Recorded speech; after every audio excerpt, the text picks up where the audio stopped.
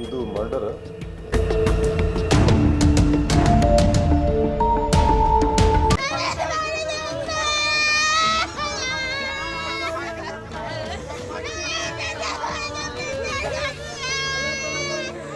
ವೀಕ್ಷಕರೇ, ಬರದ ನಾಡು ಚಿತ್ರದುರ್ಗದ ಚಳ್ಳಕೆರೆ ಕ್ಷೇತ್ರದ ವ್ಯಾಪ್ತಿಯ ಗ್ರಾಮವೊಂದರಲ್ಲಿ ಇತ್ತೀಚೆಗೆ ಕುರಿಗಾಹಿ ಹುಡುಗರು ಹುಡುಗಿ ವಿಚಾರವೊಂದರಲ್ಲಿ ಕಣ್ಣ ಮುಚ್ಚಾಲೆ ಜೂಟಾಟವಾಡಲು ಹೋಗಿ ಬಳಿಕ ಹುಡುಗಿ ಏಕಾಂತದಲ್ಲಿ ಬಟ್ಟೆ ಬದಲಿಸುವ ವೇಳೆ ಉದ್ರೇಕಗೊಂಡ ಕಾಮುಕನೊಬ್ಬ ಅವಳ ಮೇಲೆ ಮೃಗದಂತೆ ಎರಗಿಬಿಟ್ಟಿದ್ದಾನೆ. ಸಾಲದಕ್ಕೆ ಆ ಯುವತಿಯನ್ನ ರಾತ್ರೋರಾತ್ರಿ ಎತ್ತಾಕೊಂಡು ಹೋಗಿ ಸ್ನೇಹಿತನಿಗೆ ದೇವಸ್ಥಾನವೊಂದರಲ್ಲಿ ಲವ್ ಮ್ಯಾರೇಜ್ ಮಾಡಿಸಿ ಹರಸಿ ಆಶೀರ್ವದಿಸೋದು ಬಿಟ್ಟು ಅಡಸಿ ಮಗ ಹುಡುಗಿನ ಹಡೋಕೆ ಹೋಗಿ ಇದೀಗ ಜೈಲ್ ಕಂಬಿ ಹಿಂದೆ ಸೇರಿದ್ದಾನೆ. ಹಾಗಾದ್ರೆ ಆಗಿದ್ದಾದ್ರೂ ಏನು, ನವ ವಿವಾಹಿತೆ ಬಾಳಲ್ಲಿ ನಡೆದ ದುರ್ಘಟನೆ ಆದ್ರೂ ಏನು ಅನ್ನೋದನ್ನ ಒಮ್ಮೆ ನೋಡೋಣ ಬನ್ನಿ. ಹೌದು ಸ್ನೇಹಿತರೆ, ಮೊನ್ನೆ ಅಂದ್ರೆ ಆಗಸ್ಟ್ 13ರಂದು ಯುವತಿಯೊಬ್ಬಳು ರಾತ್ರೋರಾತ್ರಿ ಮನೆ ಬಿಟ್ಟು ನಾಪತ್ತೆಯಾಗ್ಬಿಡ್ತಾಳೆ.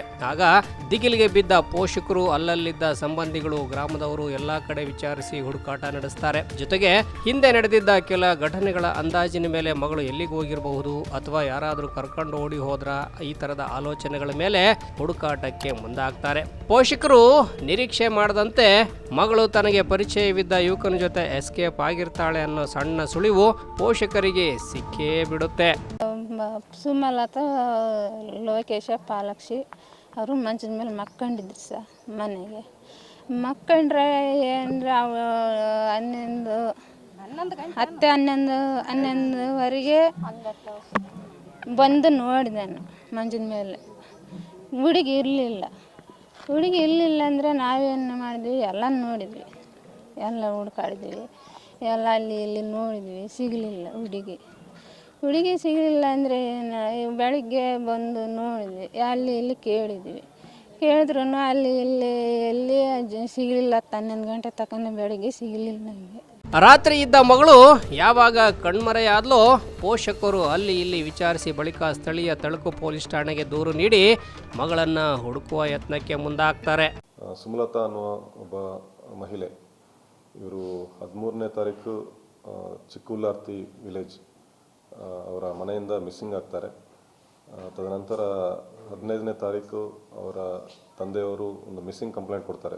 ಹೌದು ವೀಕ್ಷಕರೇ, ಚಳ್ಳಕೆರೆ ತಾಲೂಕಿನ ಚಿಕ್ಕುಳ್ಳಾರ್ತಿ ಗ್ರಾಮದ ಮಹೇಶ್ ಸಾವಿತ್ರಮ್ಮ ದಂಪತಿಗಳ ಮಗಳಾದ ಸುಮಲತಾ ಅನ್ನೋ ಯುವತಿ ಊರಲ್ಲಿ ಕೃಷಿ ಚಟುವಟಿಕೆ ಕೆಲಸ ಮಾಡಿಕೊಂಡು ಆರಾಮಾಗಿರ್ತಾಳೆ. ಈಕೆಯ ಸಂಬಂಧಿಕ ವ್ಯಕ್ತಿ ಅಂದ್ರೆ ಗಜೇಂದ್ರ ಅನ್ನುವವನ ಪರಿಚಯ ಈಕೆಗಿರುತ್ತೆ. ಜೊತೆಗೆ ಸಂಬಂಧಿಯಾಗಿದ್ದರಿಂದ ಸಲಿಗೆ ಕೂಡ ಇಬ್ಬರಲ್ಲೂ ಇರುತ್ತೆ. ಈ ನಾಗೇಂದ್ರ ಈಕೆಯನ್ನ ಮೆಚ್ಚಿಕೊಂಡಿರ್ತಾನೆ. ಸುಮಲತಾಳನ್ನ ನನಗೆ ಕೊಟ್ಟು ಮದುವೆ ಮಾಡಿ ಎಂದು ಆಕೆ ಪೋಷಕರಲ್ಲೂ ಮನವಿ ಕೂಡ ಮಾಡ್ಕೊಂಡಿರ್ತಾನೆ. ಆದರೆ ಪೋಷಕರು ನಿನಗೆ ಯಾವ ಆಸ್ತಿ ಅಂತಸ್ತ ಇದೆ, ಅದೇನು ಉದ್ಯೋಗ ಮಾಡಿ ಮಗಳನ್ನ ಸಾಕ್ತೀಯ ಅಂತ ಅವನನ್ನ ಪ್ರಶ್ನೆ ಮಾಡಿ ನಿನಗೆ ಮಗಳನ್ನ ಕೊಟ್ಟು ಮದುವೆ ಮಾಡಲ್ಲ ಅಂತ ಕಡ್ಡಿ ಮುರಿದಂಗೆ ಹೇಳಿಬಿಡ್ತಾರೆ. ಅಷ್ಟಕ್ಕೆ ಸುಮ್ಮನಾದ ನಾಗೇಂದ್ರ ಅವನ ಪಾಡಿಗೆ ಅವನು ಇದ್ದು ಬಿಡ್ತಾನೆ. ಹೀಗಿರುವಾಗಲೇ ಈ ಯುವತಿಯ ಪೋಷಕರ ಜಮೀನು ಹಾಗೂ ನಾಗೇಂದ್ರನ ಜಮೀನು ಅಕ್ಕಪಕ್ಕ ಇದ್ದು ಮಳೆ ಪ್ರಮಾಣ ಕಡಿಮೆಯಾದ ಕಾರಣಕ್ಕೆ ಈ ಗಜೇಂದ್ರನ ಬೋರ್ವೆಲ್ನಿಂದ ನೀರಿನ ನೆರವು ಪಡೆದ ಯುವತಿ ಸುಮಲತಾ ಪೋಷಕರು ಅವನೊಂದಿಗೆ ಒಳ್ಳೆ ಒಡನಾಟ ಇಟ್ಕೊಂಡು ಬಿಡ್ತಾರೆ. ಇದೇ ಸದಾವಕಾಶಕ್ಕಾಗಿ ಕಾಯುತ್ತಿದ್ದ ನಾಗೇಂದ್ರ ಮತ್ತೆ ಸುಮಲತಾಳನ್ನ ಹೇಗಾದ್ರೂ ಮಾಡಿ ಮದುವೆ ಮಾಡ್ಕೊಳ್ಬೇಕೆಂಬ ತವಕದಲ್ಲಿರುವಾಗಲೇ ಅವನಿಗೆ ಅದೇ ಗ್ರಾಮದ ಕುರಿಗಾಹಿ ಬೋರಯ್ಯ, ಅಶೋಕ್ ಅನ್ನೋ ಹುಡುಗರು ಇವನ ಯತ್ನಕ್ಕೆ ಸಾಥ್ ಕೊಡ್ತಾರೆ. ಬೆಳಗ್ಗೆ ಸಿಗಲಿಲ್ಲ ಅಂದರೆ ಏನು ಮಾಡಿ ತಿರ್ಗಾ ಯಾರೋ ಹಿಂಗೆ ಗಜೇಂದ್ರ ಹತ್ಕೊಂಡು ಹೋಗಿದ್ದೇನಂತ ಮಾಹಿತಿ ಸಿಕ್ಕಿತ್ತು. ಹಂಗೆ ಬಿಡು ಎಲ್ಲೋಗಿದ್ರೆ ಎಲ್ಲಿಲ್ಲ ಅಂತ ನಾವು ಜಾಸ್ತಿ ನಾವೇನು ತಲೆ ಕೆಡ್ಸ್ಕೊಳಕ್ಕೆ ಹೋಗಿಲ್ಲ ಸರ್. ಗಜೇಂದ್ರ ಅವರು ಸಂಬಂಧ ದಡಪ್ಪನ ಮಗ ಅವನು. ಅದಕ್ಕೆ ಈ ಬಿಡಿ ಎಲ್ಲೋಗಿದ್ರೆ ಬರ್ತಾರೆ ಅಂತ ನಾವು ಏನು ಅಲ್ಲೆಲ್ಲೋಗಿದ್ರೆ ಎಲ್ಲಿಲ್ಲೋ ಅದೊಂದು ನಮ್ಗೆ ಗೊತ್ತಾಗಿಲ್ಲ. ಯಾವಾಗ ಗಜೇಂದ್ರ ಮಗಳನ್ನ ಕರ್ಕೊಂಡು ಹೋಗಿದ್ದಾನೆ ಅನ್ನೋದು ಗೊತ್ತಾಯ್ತೋ ಸಂಬಂಧಿ ಹುಡುಗ ಕರ್ಕೊಂಡು ಹೋಗವನೇ ಇವತ್ತಲ್ಲ ನಾಳೆ ಬರ್ತಾನೆ ಅಂತ ಸ್ವಲ್ಪ ಕಾದು ನೋಡುವ ಕೆಲಸಕ್ಕೆ ಮುಂದಾಗಿದ್ದಾರೆ. ಹೀಗೆ ಹೋದ ಸುಮಲತಾಳನ್ನ ನಾಯಕನಹಟ್ಟಿ ಪೊಲೀಸ್ ಠಾಣಾ ವ್ಯಾಪ್ತಿಯ ದೇವಸ್ಥಾನವೊಂದರಲ್ಲಿ ಗಜೇಂದ್ರನಿಗೂ ಸುಮಲತಾಳಿಗೂ ಮದುವೆ ಮಾಡಿಸಿದ ಕಿಲಾಡಿ ಬೋರಯ್ಯ ಅಂಡ್ ಗ್ಯಾಂಗ್ ಸಮಯ ನೋಡಿಕೊಂಡು ಊರಿಗೆ ಹೋಗುವ ಚಿಂತನೆಯಲ್ಲಿರ್ತಾರೆ. ಸುಮಲತಾ ಅನ್ನೋರು 13th ನೈಟ್ ಮನೆಯಿಂದ ಹೋಗ್ತಾರೆ. ಗಜೇಂದ್ರ ಅನ್ನೋ ಒಬ್ಬ ಹುಡುಗನ ಜೊತೆ ಮದುವೆ ಮಾಡ್ಕೊಳ್ತಾರೆ 14th. ಅವರು ಗಜೇಂದ್ರ ಅನ್ನೋರು ಕೂಡ ಅವರ ಸಂಬಂಧಿಕರೇ. ಅವರ ತೋಟದಲ್ಲೇ ಅವರ ಹೊಲದಲ್ಲಿ ಕೆಲಸ ಮಾಡ್ತಾ ಇರ್ತಾರೆ 2 ಇಯರ್ಸಿಂದ. ಸೊ ಅವ್ರನ್ನ ಮದುವೆ ಮಾಡ್ಕೊಳ್ತಾರೆ. ಮದುವೆ ಮಾಡ್ಕೊಂಡ ನಂತರ 14th ಮಧ್ಯಾಹ್ನದಿಂದ ಮಿಸ್ಸಿಂಗ್ ಆಗಿದ್ದಾರೆ ಅಂತ ಹೇಳ್ತಾರೆ. ಸೊ ಇದನ್ನು ನಾವು ಇನ್ನೂ ವಿಚಾರಣೆ ಮಾಡ್ತಾ ಇದ್ದೀವಿ. ಆಗಸ್ಟ್ 13 ರಾತ್ರಿ ಮನೆ ಬಿಟ್ಟು ಹೋದ ಯುವತಿಗೆ 14ರಂದು ಮದುವೆ ಮಾಡಿಸಲಾಗಿರುತ್ತೆ. ಪೋಷಕರು 2 ದಿನಗಳು ಕಳೆದರೂ ಮಗಳು ಪತ್ತೆಯಾಗದ ಹಿನ್ನೆಲೆ ತಳಕು ಪೊಲೀಸ್ ಠಾಣೆಯಲ್ಲಿ ಮಿಸ್ಸಿಂಗ್ ಕಂಪ್ಲೇಂಟ್ ಕೊಟ್ಟು ಪೊಲೀಸರ ಜೊತೆ ಹುಡುಕಾಟಕ್ಕೆ ಮುಂದಾಗ್ತಾರೆ. ಕಂಪ್ಲೇಂಟ್ ಕೊಟ್ಟಿವಿ ಸರ್ ನಾವು. ಕಂಪ್ಲೇಂಟ್ ಕೊಟ್ಟಿದ ಮೇಲೆ ಅವರು ನಮ್ಮಂತಕ್ಕೆ ಬಂದು ಎಲ್ಲಿ ಎಂಕರ ಮರಿ ಇಷ್ಟು ಅಂತೆಲ್ಲ ಬರ್ಕೊಂಡ ಮೇಲೆ ತಿರ್ಗಿ ನಾವೇನು ಮಾಡಿದ್ವಿ, ಎಲ್ಲ ಆತಲ್ಲ ಬರ್ಕೊಂಬದೆಲ್ಲ ಆತಲ್ಲ, ಬರ್ಕೊಂಡ್ಮೇಲೆ ಎಲ್ಲ ಆದಮೇಲೆ ಹುಡುಕ್ಬೋದೇನೋ ಅಂತ ಕೇಳಿದ್ವಿ. ಹುಡುಕ್ರಪ್ಪ ಅಂತ ಹೇಳಿದರು. ಅಲ್ಲಿ ತಳಕ ಗಣಿತಕ್ಕೆ ಹೋಗಿ ಅಲ್ಲಿ ಪೊಲೀಸರು ಬಂದಿರು ಅವ್ರ ಜೊತೆಗೆ ನಾವೊಂದು 7-8 ಜನ ಹೋಗಿದ್ವಿ.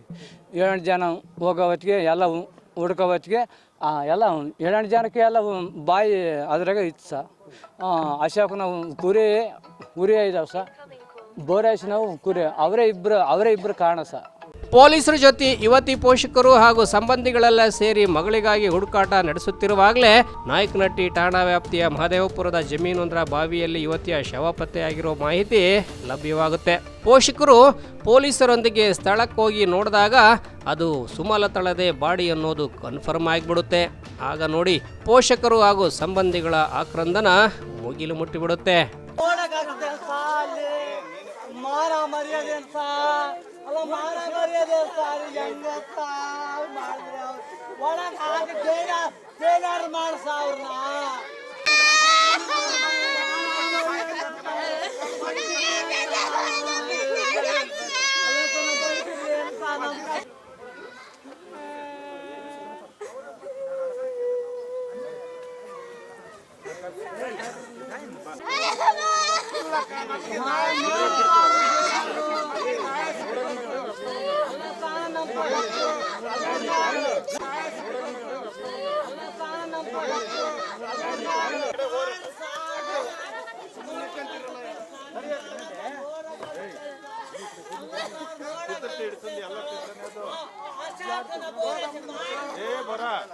ಅರೆ, ಮದುವೆ ಆಗಿ 3 ದಿನಗಳು ಕಳೆದಿಲ್ಲ.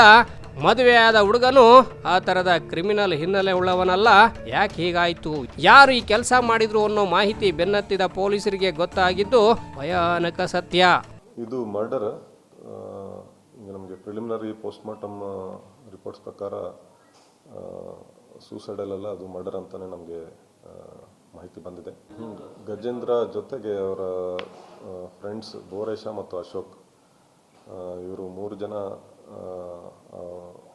ಲೇಡಿಯನ್ನು ಕರ್ಕೊಂಡೋಗಿ ಒಂದು ಈಶ್ವರ ದೇವಸ್ಥಾನದಲ್ಲಿ ಮೊಳಕಲ್ಮೂರು ಹತ್ರ ಮದುವೆ ಮಾಡಿಸ್ತಾರೆ.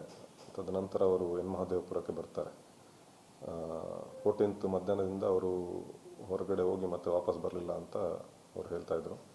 ಸೊ ಈಗ ಸಸ್ಪೆಕ್ಟ್ಸ್ನ ನಾವು ವಿಚಾರಣೆ ಮಾಡ್ತಾಯಿದ್ವಿ, ಆಮೇಲೆ ನಾವು ಡೀಟೇಲ್ಸ್ ತಿಳಿಸ್ತೀವಿ. ಯುವತಿ ಪೋಷಕರು ನೀಡಿದ ದೂರು ಹಾಗೂ ಸುಳಿವಿನ ಮೇರೆಗೆ ಈ 3 ಜನ ಐನಾತಿಗಳು ಅಂದರೆ ಗಜೇಂದ್ರ, ಬೋರಯ್ಯ ಹಾಗೂ ಅಶೋಕ್ ಎಂಬುವರನ್ನ ಕರೆತಂದ ಪೊಲೀಸರು ತಮ್ಮದೇ ಭಾಷೆಯಲ್ಲಿ ವಿಚಾರಣೆ ನಡೆಸಿದಾಗ ನಡೆದ ಘಟನೆ ಬಗ್ಗೆ ಸತ್ಯವನ್ನ ಕಕ್ಕಿದ್ದಾರೆ ದುರುಳ ಬೋರಯ್ಯ ಹಾಗೂ ಆತನ ಸಹಚರರು. ಈ ಮದುವೆ ಮಾಡಿದರೆ ಫಸ್ಟ್ ಮದುವೆ ಮಾಡ್ತಲೂ ತಿರ್ಗಾ ದೇವಸ್ಥಾನದಾಗ ಮದುವೆ ಮಾಡಿ ಇದು ಉರಟ್ಟಿ ತಕ್ಕ ಬಂದಿದ್ದಾರೆ. ಉರಟ್ಟಿ ತಕ್ಕ ಬಂದು ಆ ಹುಡುಗ ಊಟ ಇಕ್ಕಿದ್ದಾರೆ. ಊಟ ಇಕ್ಕಿದ ಮೇಲೆ ಆ ಹುಡುಗಿ ಏನು ಮಾಡೈತೆ, ಇತ್ಲಾಗ ಒಬ್ಬನು ಹೋಗಿದ್ದಾನೆ, ಬೋರಸ್ ಇತ್ಲಾಗ ಒಬ್ಬನು ಹೋಗಿದ್ದಾನೆ. ಆವಾಗಲಿಂದ ಹುಡುಗಿ ಇಲ್ಲ. ಈ ಗಜೇಂದ್ರನಿಗೆ ಮದುವೆ ಏನೋ ಮಾಡಿಸಿದ್ದ ದುರುಳ ಬೋರಯ್ಯ ನವವಧುವರರನ್ನ ಜಮೀನೊಂದರಲ್ಲಿ ಕುರಿ ರೊಪ್ಪದತ್ತ ಕರೆದೊಯ್ತಾನೆ. ನವವರ ಗಜೇಂದ್ರನಿಗೆ ಊಟ ಬಡಿಸಿದ ಸುಮಲತಾ ಈ ಗ್ಯಾಪಲ್ಲಿ ಬಟ್ಟೆ ಬದಲಾಯಿಸೋಣ, ಅವರೆಲ್ಲ ಊಟ ಮಾಡಿ ಮುಗಿಸುವ ಹೊತ್ತಿಗೆ ಅಂತ ಅಲ್ಲೇ ಗಿಡಗಳ ಆಸರೆ ಪಡೆದು ಬಟ್ಟೆ ಬದಲಿಸಲು ಹೋದವಳನ್ನ ಈ ಕಾಮುಕ ಬೋರಯ್ಯ ಆಕೆಯನ್ನ ಹಿಂಬಾಲಿಸಿ ಹೋಗಿ ಆಕೆಯ ಬೆತ್ತಲೆ ದೇಹ ಕಂಡು ಟೆಂಪ್ಟ್ ಆಗಿ ಆಕೆ ಮೇಲೆ ಎರಗಲು ಮುಂದಾಗುತ್ತಾನೆ. ಇದಕ್ಕೆ ಪ್ರತಿರೋಧ ತೋರಿದ ಸುಮಲತಾ ಮೇಲೆ ಮೃಗೀಯವಾಗಿ ವರ್ತಿಸಿ ಅತ್ಯಾಚಾರಗೈದು ಉಸಿರುಗಟ್ಟಿಸಿ ಕೊಂದೇ ಬಿಡ್ತಾನೆ. ಇದಕ್ಕೆ ಈ ಐನಾತಿಯ ಸಹೋದರ ಕಾರಯ್ಯ ಕೂಡ ಸಾಥ್ ನೀಡ್ತಾನೆ.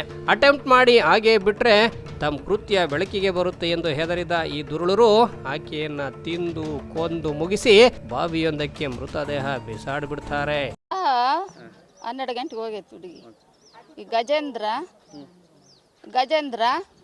ಈ ಒಂದು ಕಾಟಮಲ್ಲಿ ಹೇಗೇಶ ಕರ್ಕೊಂಡು ಹೋಗಿದ್ದಾರೆ ಹುಡುಗಿನ. ಮನೇಲಿದ್ದ ಕರ್ಕೊಂಡು ಹೋಗಿದ್ದಾರೆ ಅವರಿಬ್ರು. ಅವರು ಸಂಬಂಧ ಕರ್ಕೊಂಡು ಹೋಗಿ ಅವರು ಅಲ್ಲಿ ಕರ್ಕೊಂಡು ಹೋಗಿ ಆ ಕುರಟ್ಟಿ ತೆಗಿಬಿಟ್ಟಿದ್ದಾರೆ ಸರ್. ಅಲ್ಲಿಗೆ ಬಿಟ್ಟು ಅವರು ಮದುವೆ ಮಾಡಿದ್ದಾರೆ. ಆ ಕುರಟ್ಟಿ ತೆಗಿರೋರು ಇಬ್ಬರು ಮದುವೆ ಮಾಡಿ ಇವನಿಗೆ ಕಣ್ ತಪ್ಪಿಸಿದ್ದಾರೆ ಸರ್. ಈ ಹುಡುಗನಿಗೆ ಕಣ್ ತಪ್ಪಿಸಿ ನೀನು ಮನೆಗೆ ಹೋಗ, ಅವಳು ಇಲ್ಲ ಹುಡುಗಿ ಅಂತ ಹೇಳಿದ್ದಾರೆ. ಅವರೇ ಹುಡುಕಾಡಿ ಮತ್ತು ಏನಾದ್ರು ಅವರು ಬಾಯಿಗೆ ಏನೋ ಮಾಡಿ ಬಾಯಿಗೆ ತಳ್ಳಿದ್ದಾರೆ ಸರ್. ನಮಗೆ ನ್ಯಾಯ ಬೇಕಷ್ಟೇ. ಅವರೇ ಬೋರೇಶ ಅಶೋಕ ಅವ್ರು ಏನಕ್ಕೆ ತಳ್ಳಿದ್ದಾರೆ ಸರ್? ಅವ್ರು ತಕ್ಕ ಹೋಗಿದ್ರೆ ಅವ್ರು ತಳ್ಳಿದ್ದಾರೆ. ಬಳಿಕ ಈ ಅಮಾಯಕ ಗಂಡ ಗಜೇಂದ್ರನಿಗೆ ಆಕೆ ಇಲ್ಲಿಲ್ಲ, ಬಂದಿಲ್ಲ, ನೀನು ಮನೆಗೆ ಹೋಗು ಎಂದು ಕತೆ ಕಟ್ಟಿ ಸಾಗಾಕಿಬಿಡ್ತಾರೆ. ಪೊಲೀಸರ ವಿಚಾರಣೆ ವೇಳೆ ಇದೆಲ್ಲ ಸತ್ಯ ಬಾಯ್ಬಿಟ್ಟಿರುವ ಗೋಮುಖ ವ್ಯಾಘ್ರರಂತ ಸಹೋದರರು ಈಗ ಕಂಬಿ ಹಿಂದೆ ಸೇರಿದ್ದಾರೆ. ಇತ್ತ ಇವರನ್ನ ನಂಬಿ ಇಷ್ಟಪಟ್ಟ ಯುವತಿಯನ್ನ ರಾತ್ರೋರಾತ್ರಿ ಕತ್ತಲಲ್ಲಿ ಕರ್ಕೊಂಡು ಹೋಗಿ ಗಿಡುಗನಂತ ವಿಕೃತರಿಗೆ ಬಲಿ ಕೊಟ್ನಲ್ಲ ಅಂತ ಗಜೇಂದ್ರ ಮೊರಗ್ತಾ ಇದ್ರೆ, ಮಗಳನ್ನ ಕಳ್ಕೊಂಡ ಪೋಷಕರು ಸಂಬಂಧಿಗಳು ಆ ವಿಕೃತರಿಗೆ ಗಲ್ಲು ಶಿಕ್ಷೆ ಆಗಲಿ ಅಂತ ಆಗ್ರಹಿಸ್ತಾ ಇದ್ದಾರೆ. ನ್ಯಾಯ ಬೇಕಂದ್ರೆ ಅವ್ನಿಗೆ ಗಲ್ಲು ಶಿಕ್ಷೆ ಆಗ್ಬೇಕು ಅವರಿಬ್ಬರಿಗೆ. ಅವ್ರ ಅಕ್ಕ ತಂಗಿಯರು ಅಣ್ಣ ತಮ್ಮರು ಇಲ್ಲ, ಅವ್ರಿಗೆ ಸೊಸೆಯರು ಅವ್ರು ಹೆಂಡತಿ ಅವ್ರ ಅಮ್ಮ ಇಲ್ಲ ಸರ್. ನಮಗೆ ಎಷ್ಟು ಮಕ್ಕಳು ಅವ್ರಿಗೆ ಅಷ್ಟು ಇರ್ಬೇಕು ಸರ್. ಹಾಂ, ಗಜೇಂದ್ರ ಕರ್ಕೊಂಡು ಹೋಗಿದ್ದಾನೆ ಸರ್. ಕರ್ಕೊಂಡು ಹೋಗಿದ್ದಾನೆ ಅವನು ಅಮಾಯಕ ಸರ್. ಅವನಿಗೇನು ಗೊತ್ತಿಲ್ಲ. ಹಾಂ, ಅದು ನ್ಯಾಯ ಬೇಕು ಸರ್. ನಮಗೆ ನ್ಯಾಯ ಬೇಕು, ಗಲ್ಲು ಶಿಕ್ಷೆ ಬೇಕು ನಮಗೆ. ಈಗ ಏನೂ ಇಲ್ಲ, ಅವರು ಶಿಕ್ಷೆ ಆಗ್ಬೇಕು. ಈಗ ನಮ್ಮ ಹುಡುಗಿ ಯಾವ ಥರ ಆಗೈತೋ ಅವರು ಅದೇ ಥರ ಆಗಲೇಬೇಕು ಸರ್. ನಾಳೆ ಇಷ್ಟೊತ್ತಿಗೆ ಆಗಲೇಬೇಕು ಸರ್.